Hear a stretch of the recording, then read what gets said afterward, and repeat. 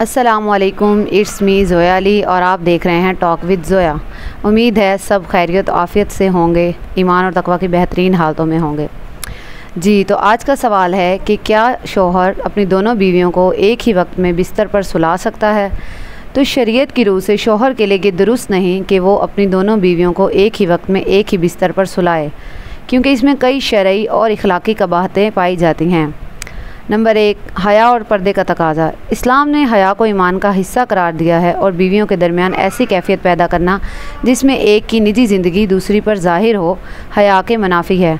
नबी करीम सल्लल्लाहु अलैहि वसल्लम के अमल से भी ऐसा करना साबित नहीं। आपने जब भी अपनी बीवियों के साथ वक्त गुजारा, हर बीवी के लिए अलग दिन और अलग रात मुकर्रर की। नंबर 2, अदल व इंसाफ़ का मामला।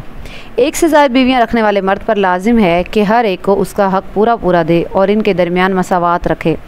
एक बिस्तर पर इकट्ठे सुलाना ना सिर्फ इनके ज़ाती आराम में मुदाखलत है, बल्कि जज्बाती एतबार से भी नाइंसाफ़ी का बास बन सकता है।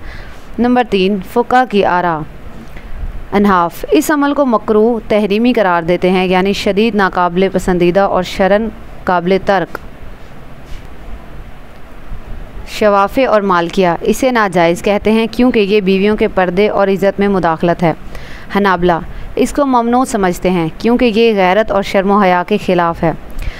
नतीजा, इस्लाम में इस अज़दवाजी ज़िंदगी इज़्ज़त, पर्देदारी और अदल पर कायम है। इसलिए शौहर के लिए लाजिम है कि हर बीवी के लिए अलग बिस्तर और अलग वक्त रखे ताकि किसी की इज़्ज़त नफ्स मजरूह ना हो और अदल कायम रहे। उम्मीद है आपको जवाब से तसल्ली हो गई होगी। अगर फिर भी किसी को ना हो तो वो कमेंट में लिख सकते हैं, मैं इसका मज़ीद तफसीली जवाब दूँगी। और इंशाल्लाह जो दूसरी वीडियो के कमेंट में किए गए सवालात हैं उनके भी मैं जल्द अज जल्द जवाब देने की कोशिश करूँगी। और अगर आप चैनल पर नए हैं तो सब्सक्राइब कर दें। अल्लाह हाफ़िज़।